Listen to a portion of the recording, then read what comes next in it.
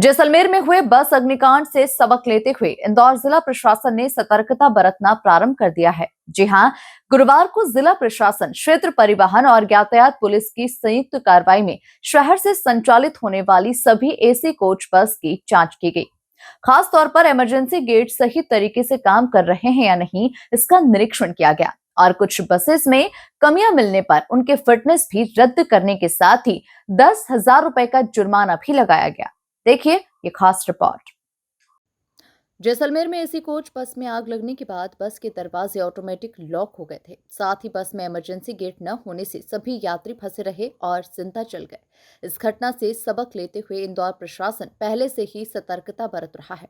गुरुवार को जिला प्रशासन, क्षेत्रीय परिवहन विभाग और यातायात विभाग की संयुक्त टीम ने इंदौर शहर से संचालित होने वाली सभी एसी कोच बसों के इमरजेंसी गेट की जांच की।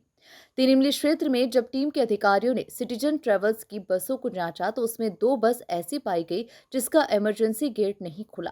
एक बस में तो इमरजेंसी गेट के पहले गद्दा लगाया हुआ था। अधिकारियों के सामने जब ड्राइवर ने इमरजेंसी गेट खोलने का प्रयास किया तो उससे भी गेट नहीं खुला। अन्य बसों की जांच में भी कुछ कमियां सामने आई है। इस दौरान बसों में लगे फायर एक्सटिंग्विशर भी चलाकर देखे गए। एक बस क्लीनर को फायर उपकरण चलाना नहीं आया। ऐसे में परिवहन विभाग ने 2 बसों का फिटनेस निरस्त कर 10-10 हजार रुपए का जुर्माना भी लगाया।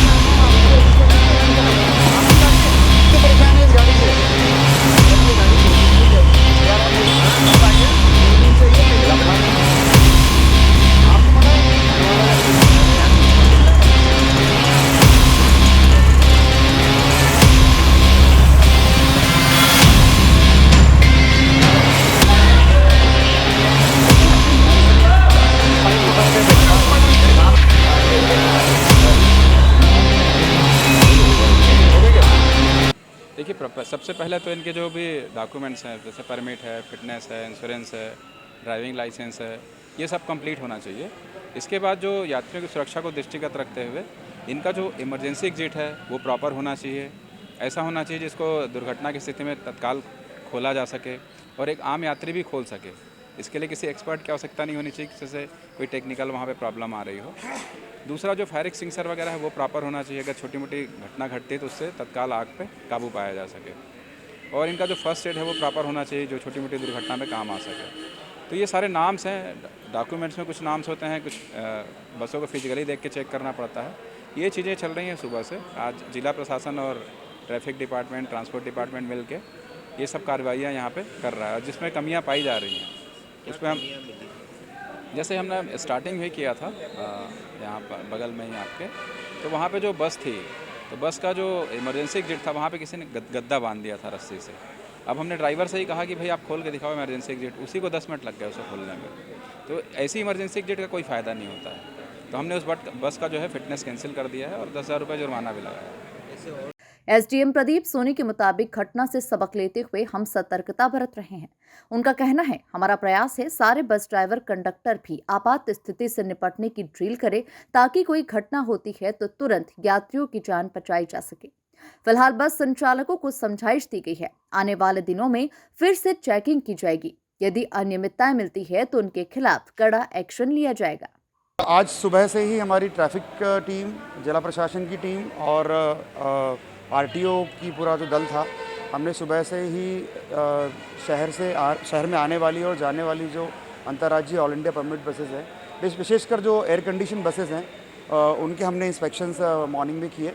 जैसा आपको पता है कि कुछ दिनों पहले देश में कुछ दुर्घटनाएं हुई हैं और बेसिकली वो उसमें फायर प्रोटोकॉल्स नहीं थे, क्योंकि जब बस मूव करती है और उसमें कोई आगजनी होती है तो उसमें प्रॉपर उसका एग्ज़िट सिस्टम होना चाहिए as per the norms. Emergency gate होना चाहिए जिसके डायमेंशंस और जिसके पूरे प्रोटोकॉल निर्धारित हैं।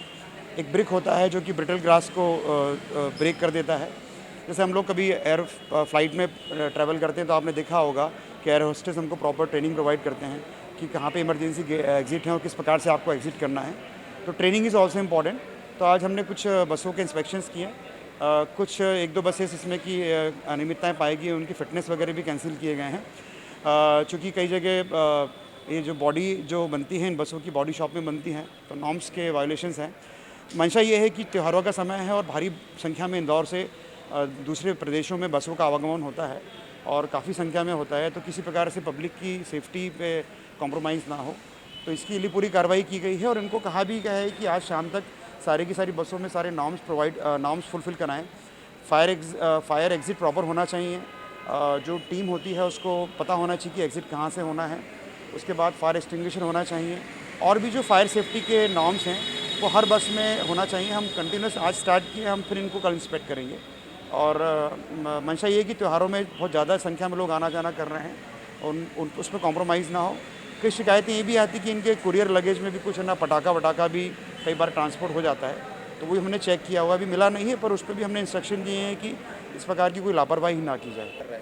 यस, देखा जाए तो जिम्मेदारी संबंधित ऑपरेटर की होती है, इग्नोरेंस होता है और एजुकेशन की एजुकेट करने की आवश्यकता होती है, सेंसिटाइज़ करने की आवश्यकता होती है। मैंने इनको कहा है कि आप आज ही अपने सारी टीम को बुला के ड्रिल करें कि अगर मान लीजिए कोई बस में आग लगती है तो किस प्रकार से इवैक्यूएट किया जाएगा, और ये बहुत ज़रूरी भी है। तो कुछ ऑपरेटर्स ने कहा है कि हम करेंगे और कमिटमेंट भी किया है कि हम प्रॉपर स्टिकर्स या जो रेडियम वगैरह होता है वो लगाएंगे। और बस में जैसे ही यात्री चढ़ते हैं तो 2 मिनट का उनको प्रेजेंटेशन भी दें, उनको बताएं भी अगर मान लो कोई भी आगजनी होती तो गेट यहाँ पर स्थित है। अब मालूम चल रहा है कि वहाँ पे गेट तो लगा है पर उसका लॉक और की अवेलेबल नहीं है, तो ये चीज़ें नहीं होनी चाहिए। 2-5 मिनट की एक्टिविटी होती है पर इस छोटी सी सावधानी से लाखों की संख्या में लोगों की जान बच जाती है। कार्रवाई के दौरान बसों में जाने वाले लगेज की भी जांच की गई। ज्वलनशील पदार्थ या पटाखे बसों के माध्यम से तो नहीं भेजे जा रहे, इसकी भी जांच की गई। Bureau report, MP news, Indore.